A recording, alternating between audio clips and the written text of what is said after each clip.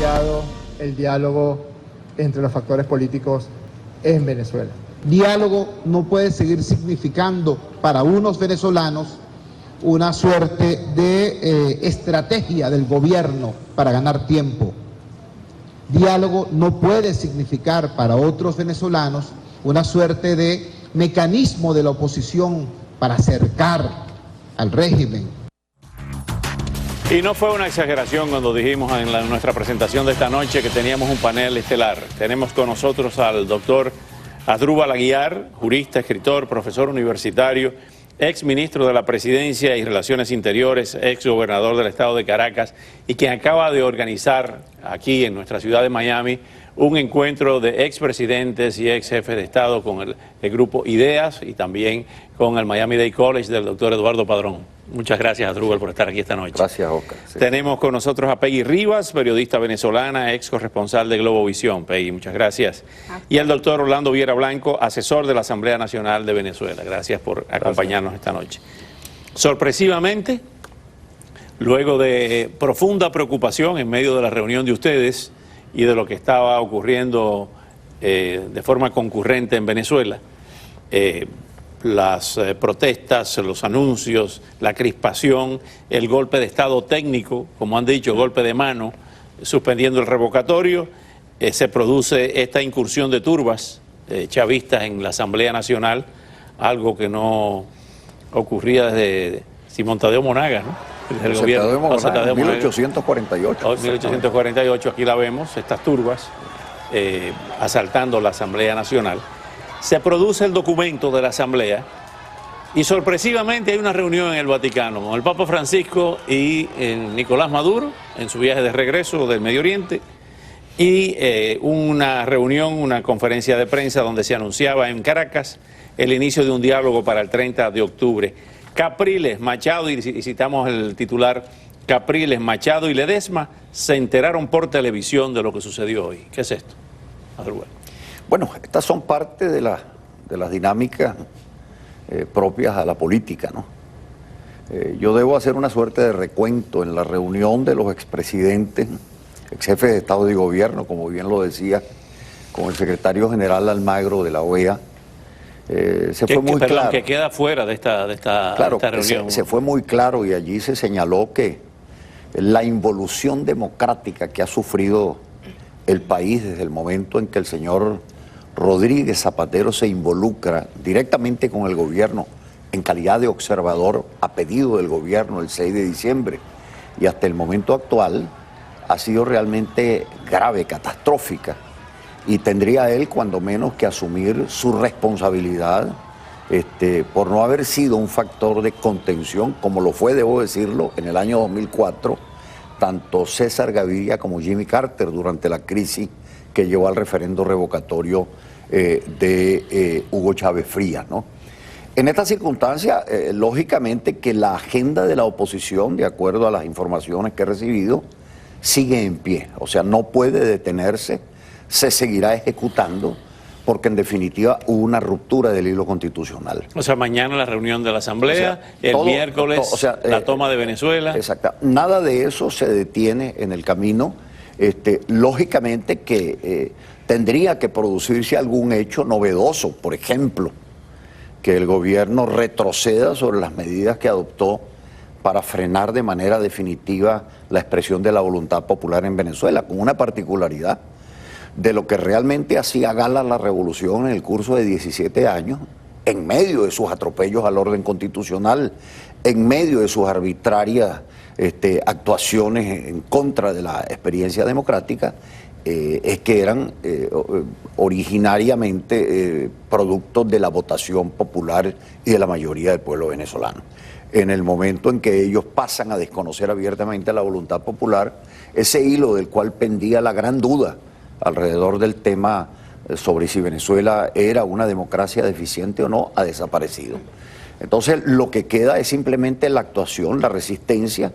No me escandaliza el tema de la apertura a una suerte de diálogo, porque la experiencia demuestra que en medio de la guerra siempre están los diplomáticos sentados en una mesa, los Chamberlain con conversando el para tratar de ir mitigando los rigores justamente de la guerra, ¿no? Vamos a escuchar lo que dijo Nicolás Maduro a su salida del Vaticano, para escuchar también a Asdrúbal Aguiar, a Peggy Rivas y al doctor Orlando Viera Blanco. Surgió esta posibilidad, se le hizo la solicitud al Papa Francisco. Yo le di las gracias a nombre del pueblo de Venezuela por todo el apoyo para que por fin definitivamente se instale una mesa de diálogo en Venezuela entre los distintos factores. Me ha dicho el doctor Jorge Rodríguez, se instaló la mesa de diálogo con la oposición. Me voy bendito y llevo bendiciones para el pueblo de Venezuela y además hoy mismo, luego de lo que se intentó el domingo, fíjense ustedes, se ha instalado la comisión de diálogo, la mesa de diálogo. Peggy Rivas, ¿qué es esto? ¿Ganar más tiempo? Esto lo que es indignante, Oscar, para el pueblo venezolano, el cual todo resultó sorprendido hoy cuando se entera de esta noticia, y da mucha indignación escuchar a Nicolás Maduro diciendo que llevo bendiciones para el pueblo de Venezuela.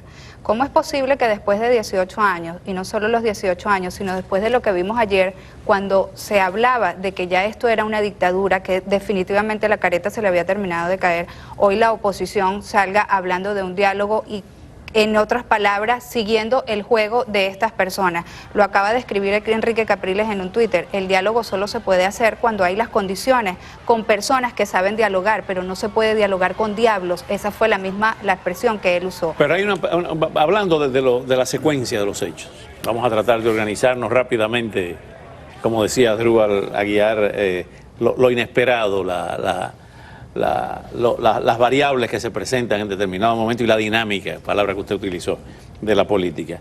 Orlando, en estas declaraciones no aparecen los principales actores. ¿Quiénes son? Los dirigentes de la oposición, los presos de esa oposición, Leopoldo López, el alcalde Ledesma, María Corina Machado no aparece en estas conversaciones, Capriles tampoco, dice que se enteraron por la televisión. Pero todavía hay algo peor, y es el desconocimiento de la Organización de Estados Americanos de la declaración de 12 países, presidentes en ejercicio en Latinoamérica, que protestan contra esta interrupción del orden institucional. Son ignorados totalmente y se reflota a la UNASUR, presidida por Ernesto Samper, y los 3 expresidentes latinoamericanos. O sea, 3 expresidentes tienen más validez que 12 presidentes en ejercicio. ¿Cómo se explica eso? A ver, yo lo que quisiera en este momento es hacer una suerte de balance de lo que ocurrió el domingo, del gran logro político que se alcanzó con el acuerdo de la Asamblea Nacional, donde colocan sobre la mesa cosas nada más y nada menos como esta: la posibilidad de decretar el abandono de cargo, hacerle una suerte de impeach al presidente de la República, donde colocan sobre la mesa la posibilidad de ir a la Corte o al Tribunal de la Haya y denunciar todos estos desafueros cometidos por el CNE, por el Tribunal Supremo de Justicia y ahora por tribunales de instancia penal sin competencia, para tratar de, digamos, desplomar el referéndum revocatorio. Este evento del domingo, con relación al evento de hoy, súbito, sorpresivo y ciertamente, como dice Peggy, que puede resultar indignante, para mí lo primero es lo trascendental.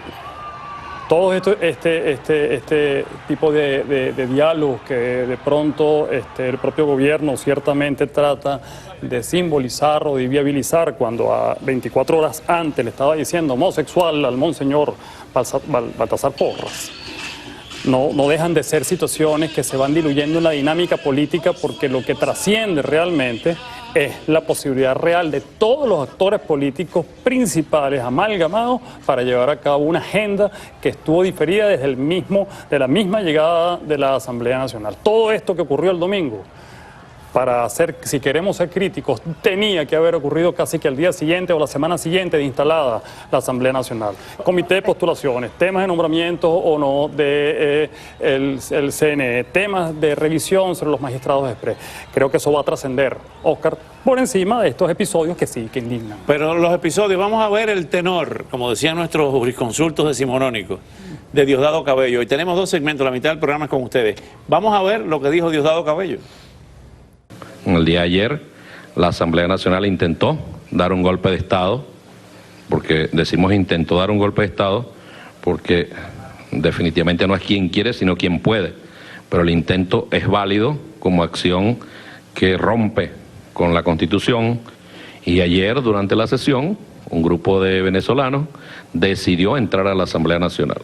Decidió entrar a la Asamblea Nacional por una sola razón, porque allí se estaba gestando un golpe de Estado. Nosotros no nos vamos a dejar tumbar. No nos vamos a dejar tumbar. Aquí, como decía Biondi, ¿dónde me pongo? ¿Dónde me pongo? Usted preguntaba si eso es para ganar tiempo. El gobierno siempre va a querer, al prorrogar la situación, el gobierno siempre va a querer ganar tiempo. Yo creo que ya este es momento no de pensar tanto en lo que es el gobierno, porque ya lo han demostrado, sino de decirle a la gente de la oposición qué es lo que van a hacer ustedes. Asdrúbal, ¿quién gobierna en Venezuela? Mira, gobierna la anarquía.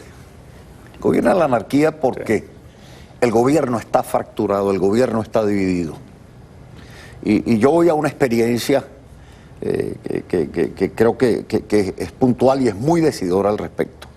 El 5 de diciembre en la noche, los expresidentes Pastrana, Lacalle, Laura Chinchilla, Miguel Ángel Rodríguez, Tuto Quiroga y Mireya Moscoso visitamos a Nicolás Maduro. Nicolás Maduro esa noche nos manifestó que él estaba consciente de que iba a perder las elecciones. Acto seguido dijo: voy a reconocer de manera inmediata la pérdida electoral. Agregó: nosotros somos muy buenos, me dijo, en la oposición. Bueno, no había concluido el día 6 cuando el señor Diosdado Cabello, a través de la televisión, pidió la expulsión de los 6 expresidentes, acompañado, por cierto, por la canciller Delcy Rodríguez, la hermana del señor Jorge Rodríguez, que dirigía las bandas armadas del chavismo, que por cierto fueron organizadas tanto por él como por el propio Diosdado Cabello. Y esa noche, en medio de la crisis, quien puso el tenor de la circunstancia fue el pueblo venezolano por la votación mayoritaria, pero fue también el ministro de la Defensa, quien en ese momento de crisis le hizo una llamada al gobierno, al señor Cabello y al propio país. Vamos a hacer la pausa y continuamos con Asdrúbal Aguiar, con Peggy Rivas y Orlando Viera Blanco.